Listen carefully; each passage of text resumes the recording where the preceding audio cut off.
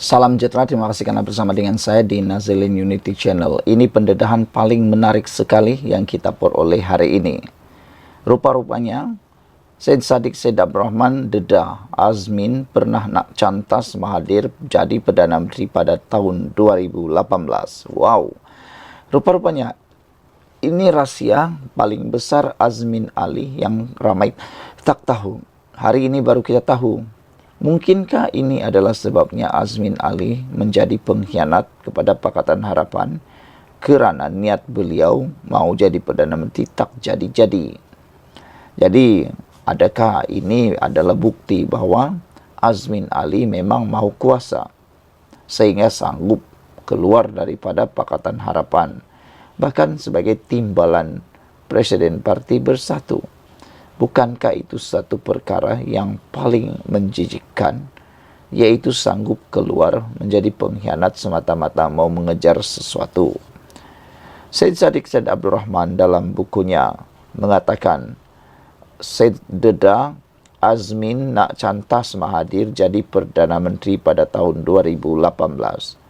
Syed Saddiq Syed Abdurrahman dalam bukunya Jalan Tegak mendedahkan bahawa terdapat cadangan untuk menjadikan Datuk Seri Mohammed Azmin Ali sebagai Perdana Menteri pada tahun 2018. Menurut Syed Saddiq, cadangan ini telah menyebabkan ketidakselesaan Tun Dr. Mahathir Mohamad yang ketika itu adalah pengerusi Pakatan Harapan PH. Saudara-saudara sekalian, dalam buku tersebut, Syed Saddiq menjelaskan bahawa ada pandangan daripada pihak Tun Mahathir Mohamad yang menganggap ini sebagai usaha Azmin untuk membelakangkan beliau.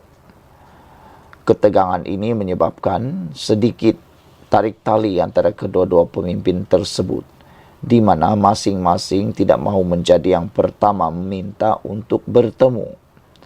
Syed Saddiq yang pada masa itu merupakan pegawai kepada Dr. Mahathir, cuba untuk menjadi orang tengah dalam mendamaikan hubungan antara Tun Dr. Mahathir dan Azmin Ali, yang ketika itu adalah Menteri Besar Selangor dan timbalan Presiden PKR. Pada masa sama, Datuk Seri Anwar Ibrahim masih berada dalam penjara, menjadikan rundingan untuk calon Perdana Menteri sebagai satu isu yang sangat kritikal. Selepas pilihan raya umum ke-14 pada 9 Mei 2018, Dr. Mahathir dilantik sebagai Perdana Menteri ke-7 dan melantik Azmin sebagai Menteri Ekonomi dalam kabinetnya. Namun kerajaan PH hanya bertahan selama 21 bulan sebelum tumbang selepas Dr. Mahathir meletakkan jawatan pada 24 Februari tahun 2020. Pada 30 November tahun 2020, Dr. Mahathir menyatakan bahawa langkah Sheraton yang diatur oleh Azmin bertujuan untuk menghalang PH daripada terus memerintah adalah bukti bahawa Azmin bercita-cita untuk menjadi Perdana Menteri.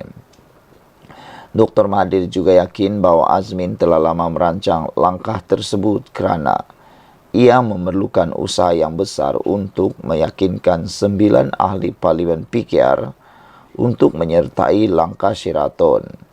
Buku Jalan Tegak yang ditulis oleh Syed Saddiq mengandungi 368 halaman dan menyertakan gambar-gambar istimewa dari zaman kanak-kanaknya sehingga penglibatannya dalam politik. Buku ini juga menceritakan tentang perjalanan Syed Saddiq daripada menjadi penyokong setia Datuk Seri Najib Razak kepada menjadi orang penting dalam usaha menjatuhkan Perdana Menteri tersebut. Sekian dulu untuk kali ini. Jangan lupa tinggalkan komen anda. Sila tekan butang subscribe. Kita jumpa lagi. Bye-bye. Salam sejahtera, terima kasih karena bersama dengan saya di Nazilin Unity Channel. Ini satu pendedahan dan pengakuan Sanusi paling luar biasa, tapi tak logik akal, tapi panasnya macam kepanasan kuih goreng. Kata Sanusi, Kedah dipaksa jadi miskin. Wow, nak jadi miskin macam mana pula ni Sanusi? Kan baru-baru ni sudah memohon maaf dengan Anwar Ibrahim. Sekarang apalagi pula ini Sanusi? Kedah memohon ganti rugi sebanyak 200 juta setahun dari persekutuan berikutan, kehilangan pendapatan demi mengekalkan tanah sawah bagi menjamin keselamatan makanan negara. Menteri Besar Datuk Seri Muhammad Sanusi Maknur berkata, permohonan ganti rugi itu dianggap munasabah kerana permintaan membangunkan tanah sawah bagi tujuan perumahan, industri dan komersil meningkat setiap tahun. Kita minta 200 juta setahun. Kalau kita bangunkan tanah sawah sedia ada yang diluluskan lebih 10,000 hektar dalam rancangan tempatan daerah RTD, setiap tahun kita akan dapat 100 juta ringgit setahun untuk tanah itu, katanya. Peningkatan permintaan kepada tanah sawah untuk perumahan, industri dan komersil juga meningkatkan cukai tanah. Kita juga ada pelaburan datang. Macam mana kita nak limbangi kehilangan kita dengan permintaan terhadap tanah untuk aktiviti selain padi? Jadi kita minta 200 juta setahun, katanya ketika sidang media selepas mempengerusikan mesyuarat Exco di Wisma Darul Aman di sini hari ini. Muhammad Sanusi berkata Kedah kehilangan cukai pembangunan berkenan dan jumlahnya adalah 100,000 per hektar berbanding hanya RM15 per hektar kerana mengusahakan sawah. Katanya, adalah tidak adil untuk membuat perbandingan Kedah sebagai negeri miskin sedangkan negeri ini diarahkan menjadi miskin, kata Sanusi. Sampai masa dibuat perbandingan, dia kata kita miskin. Miskin kerana suruh kami tanam padi. Cukai tanah sawah padi 1 hektar RM15. Cukai untuk tanah industri 1 hektar RM1,000. Itu cukai yang kita lepaskan. Bila saya kata kita dimiskinkan, orang marah. Itu satu jenis paksaan. Kita diarahkan untuk menjadi miskin, kata Sanusi, tanam padi, tapi orang tak faham, katanya. Muhammad Sanusi berkata adalah menjadi harapan kerajaan negeri agar kerajaan persekutuan untuk berkongsi tanggungjawab bersama-sama melindungi bekalan makanan negara. Pada 4 Mei lalu, Perdana Menteri Datuk Seri Anwar Ibrahim berkata, kerajaan bersedia meluluskan penukaran status tanah Lembaga Kemajuan Pertanian Muda (MADA) kepada pembangunan komersil sebagai salah satu inisiatif membantu meningkatkan pendapatan Kedah yang memainkan peranan besar dalam keselamatan makanan negara. Bagaimanapun, pengerusinya Datuk Dr. Ismail Saleh dilaporkan berkata, tindakan menukar status tanah kepada pembangunan komersil dikuatiri memberi impak besar terhadap jaminan keselamatan makanan negara. Kedah dipaksa jadi miskin, kata Sanusi. Sekian untuk kali ini. Jangan lupa tinggalkan komen anda, tekan butang subscribe. Kita jumpa lagi. Bye-bye. Salam sejahtera. Terima kasih kerana bersama dengan saya di Nazlin Unity Channel. Ini adalah berita paling buruk diterima untuk Parti Bersatu dan Muhyiddin. Bersatu akan hilang sokongan selagi bersama PAS, kata Adun Bersatu. Saudara-saudara sekalian, adakah dengan pendedahan ini Bersatu akan bercerai dengan PAS? Tapi kalau Bersatu bercerai dengan PAS, pergi manakah Bersatu? Adakah Bersatu akan menyertai kerajaan? Atau adakah mereka akan bercerai sepenuhnya dengan PAS? Atau PAS akan menyertai kerajaan perpaduan? Seorang Adun Bersatu yang kini menyokong Menteri Besar Selangor Amiruddin Syari percaya sokongan terhadap partinya akan terus berkurangan jika kekal sebagai sekutu PAS. Abdul Rashid Ashari berkata, parti yang dilabelkan sebagai terlalu ekstrim itu boleh dipersalahkan atas kehilangan sokongan Bersatu. Beliau berkata ketika PAS berkempen semasa pilihan raya, naratif dikemukakan ialah haram untuk tidak keluar mengundi. Ramai yang tidak suka ucapan seperti itu. Ia sangat ekstrim. Orang Melayu tidak suka, malah ada ahli PAS yang membencinya, katanya lagi. Sambil menegaskan tidak semua ahli PAS bersikap ekstremis atau ekstrim, Adun Selat Klang itu berkata segelintir pemimpin yang berpegang kepada pandangan sebegitu menidakkan kerja keras jentera PAS untuk menarik pengundi. Rashid yang berkongsi petas dengan pemimpin Pakatan Harapan PH dalam kempen PRK Kuala Kubu baru-baru ini juga berkata, secara pribadinya beliau tidak mempercayai PAS. Beliau berkata di sebalik semua dakwaannya mengenai agama atau di sebalik semua dakwahnya mengenai agama, parti PAS itu tidak menghormati walaupun ia perjanjian muda. Rashid berkata, ketika PN membincangkan peruntukan kerusi untuk PRU15, terdapat perjanjian bertulis bahwa Bersatu akan bertanding di Kapar dan PAS membuat tuntutan kerusi itu pada saat-saat akhir. Dr. Halim Ali daripada PAS akhirnya memenangi kerusi parlimen itu dalam pertandingan 7 penjuru.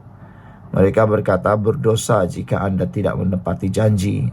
Tetapi saya rasa pemimpin PAS merasakan sebaliknya, kata Rashid lagi. Saudara-saudara sekalian, isu kali ini memang sangat menarik. Bersatu akan hilang sokongan selagi bersama PAS. Ada satu dapatan atau ada satu ulasan yang dibuat oleh penganalisis politik mengatakan bahwa 3 pribadi telah menyebabkan kekalahan calon Bersatu dalam PRK KKB baru-baru ini. Antaranya ialah Presiden PAS sendiri, yaitu Abdul Hadi Awang. Kehadirannya tidak menambah, bahkan mengurangkan pengundi kerana ucapannya dan juga pendiriannya yang tidak disukai oleh Ruben Bandar. Selain daripada itu, perkara-perkara lain juga menyebabkan beberapa pihak tidak suka dengan kempen PAS, termasuklah tindakan Taqiyuddin mengatakan bahwa mereka akan melancarkan petition kalau PN kalah.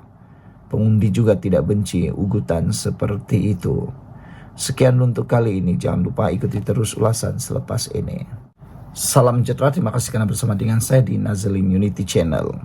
Berbanding bincang soal tahanan rumah Najib, Kabinet lebih perlu iktiraf pandangan Perdana Menteri ke-10 Anwar Ibrahim sebagai pendirian rasmi kerajaan.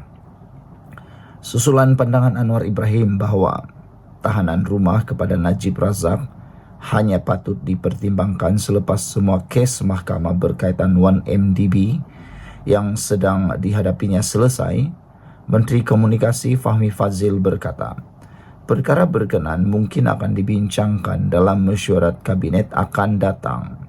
Katanya, isu tersebut tidak dibincangkan dalam mesyuarat kabinet semalam yang dipengerusikan Timbalan Perdana Menteri Ahmad Zahid Hamidi.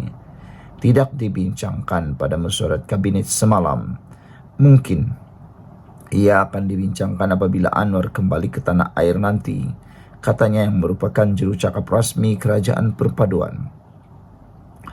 Perdana Menteri kini berada di luar negara untuk lawatan rasmi dan dijangkakan kembali ke dalam negara pada minggu depan. Sama ada kita suka atau tidak, pandangan Anwar yang dilontarkannya mengenai isu tahanan rumah Najib dalam Forum Ekonomi Qatar beberapa hari lalu adalah merupakan hujah paling logik, sangat munasabah dan menggembirakan rakyat Malaysia. Saudara-saudara sekalian, apa yang menarik perhatian kita ialah sesiapapun yang berakal waras dan kepalanya tak masuk air, pasti dengan senang hati dapat menerima pakai hujah Perdana Menteri ke-10 itu. Memang tidak dapat disangkal bahawa Najib hanya patut diberikan tahanan rumah jika sekiranya semua kes mahkamahnya berkaitan 1MDB telah selesai dihadapinya.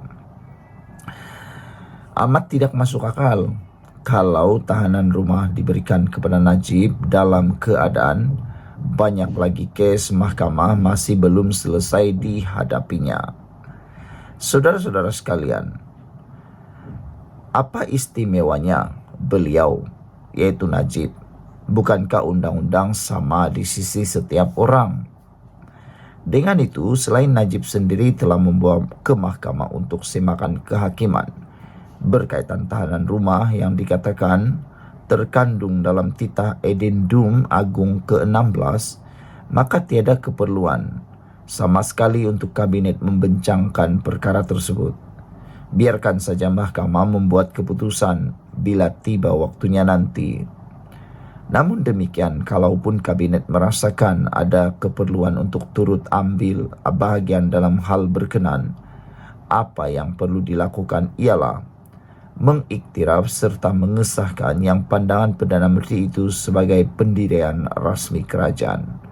Hakikatnya, pandangan Anwar itu bukan satu hujah yang sangat logik dan paling munasabah, tetapi juga menggambarkan bukan sahaja hujah yang sangat logik dan paling munasabah, tetapi juga menggambarkan pemeliharaan terhadap keluhuran undang-undang yang sejati kepada semua rakyat Malaysia. Mana tahu jika selepas ini ada lagi berlaku kes seperti Najib ini, maka dengan pengiktirafan serta pengesahan kabinet terhadap pandangan Anwar itu artinya lebih memudahkan ia dijadikan rujukan pada masa depan. Pokoknya, meski telah menjalani satu hukuman, tetapi selagi ada kes mahkamah lain yang masih belum selesai, memberi tahanan rumah kepada sesiapa jua adalah sangat tidak munasabah. Bagaimana jika selepas diberi tahanan rumah, tiba-tiba didapati bersalah dalam kes yang lain? Cukuplah kes Najib yang satu ini saja membuatkan kita serabut kepala, kata Sabudin.com. Sekian dulu untuk kali ini. Jangan lupa tinggalkan komen Anda. Ikuti terus ulasan selepas ini. Salam sejahtera. Terima kasih karena bersama dengan saya di Nazilin Unity Channel. Isu tentang kali ini memang panas. Taqiyuddin tak tuduh Anwar homoseksual tapi video diedit, kata PAS. Apa cerita? Sehingga isu ini panas diulang semula. Setiausaha Agung PAS Taqiyuddin Hassan tidak pernah membangkitkan isu homoseksual terhadap Perdana Menteri Anwar Ibrahim, kata parti itu. Sebaliknya, kata pengarah Jabatan Penerangannya, Nazir Helmi, rakaman ceramah Taqiyuddin sempena pilihan raya kecil PRK Kuala Kubu Baru sebelum ini dikerat pendek, disunting dan dimanipulasi dengan niat jahat. Katanya hasil akhirnya tidak menggambarkan konteks keseluruhan yang hendak disampaikan. Ada netizen menjawab menyelar jawaban daripada PAS ini dengan katanya PAS dah banyak kali cakap dulu baru minta maaf. Sudah cakap, sudah fitnah baru minta maaf. Kata netizen, itu sudah sikap PAS, kata mereka lagi. Tapi sejauh mana kebenaran PAS mengatakan ini, yaitu video yang telah didakwa menghina Anwar Ibrahim dengan isu homoseksual, benar atau tidak? Karena kata PAS, video itu diedit dan mudah saja untuk mengetahuinya. Tunjukkan video asal. Mana video asal yang dikatakan video itu telah diedit? Kenapa susah-susah hati? Kenapa susah-susah nak terangkan?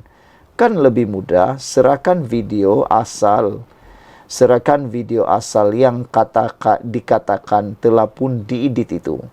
Maka dengan itu percayalah orang bahawa video itu sekadar diedit, dikerat, dipotong, disunting dan dimanipulasikan dengan niat jahat.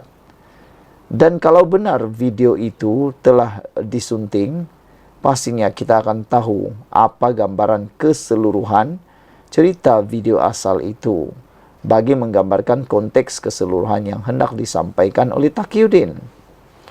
Terdahulu tersebar video ringkas di TikTok yang menunjukkan Taqiyuddin mendakwa Anwar sebagai pengamal homoseksual tegar. Nazir berkata penelitian mereka mendapati Taqiyuddin hanya mengulangi apa yang disebut oleh Ketua Pembangkang Hamzah Zainuddin berkenan pembelaan terhadap Anwar akibat dakwaan portal Itali agen Zia Nova. Ketahuilah, ulasan yang disampaikan adalah berbentuk persoalan apabila pihak yang amat berhormat Perdana Menteri ke-10 belum lagi mengambil sebarang tindakan. Sedangkan nama baik seorang Perdana Menteri wajar dibersihkan jika ia adalah sebuah fitnah yang nyata. Itulah kandungan sebenar dalam ucapan penuh tanpa disunting dan ternyata ia amat berbeza dengan fitnah yang sedang berlegar, seolah pemimpin PAS membuat kenyataan berkenan tabiat seksual yang ternyata dilarang dalam Islam, katanya. Menjawab tuduhan itu, Anwar pada Disember 2022 menyindir Hamzah sebagai belum mendapat tarbiyah didikan daripada Presiden PAS, Abdul Hadi Awang. Hadi menghasilkan buku bertajuk Kasyaf Mangsa Fitnah tidak lama selepas Anwar didakwa di mahkamah adalah atas berbagai tuduhan pada akhir tahun 1990-an ketika PAS mendukung gerakan reformasi. Menteri Komunikasi dan Digital Fahmi Fadzil pula berkata laman web yang dipetik Hamzah itu tiada kewibawaan dan tidak dibaca oleh orang Itali sendiri. Dalam kenyataan hari ini, Nazir juga berkata PAS akan meneliti tindakan undang-undang bagi memastikan penyunting video itu mendapat pengajaran. Anwar pernah disabitkan bersalah dalam kes liwat tetapi dia kemudian mendapat pengampunan penuh diraja daripada yang di Pertuan Agong pada tahun 2018. Sebelum ini, pemimpin popular PAS Muhammad Sanusi Maknor telah disaman oleh Anwar kerana didakwa memfitnahnya dengan dalam kes lewat.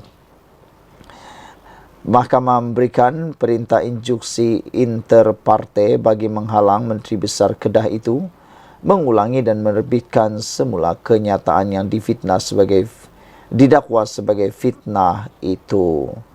Daripada netizen ada 3 komen yang ditulis. Salah seorangnya Oasis kata, tak betul ke tidak yang punya badan aja yang tahu. Sebaiknya diam aja, jangan hebohkan, jangan hebahkan. Jangan jadi tukang fitnah, jangan jadi tukang jilat. Violet Well kata, apalah kau ni, pusing sana sini, pusing sama sini. Kau sembang, boleh terbang, katanya. Red Parrot kata, portal negara Itali itu tidak berwibawa dan tulisannya tidak boleh dipercayai. Hamzah pernah membangkitkannya di parlimen yang sebenarnya cuba memalukan Perdana Menteri ke-10. Kenapa tidak Taqiyuddin ulang lagi di KKB? Kerana ingin memalukan Perdana Menteri ke-10. Sejak bila pula Taki nak jaga nama baik Perdana Menteri ke-10, kata netizen Red Parrot 2782. Sekian dulu untuk kali ini. Jangan lupa tinggalkan komen anda, tekan butang subscribe. Bye-bye.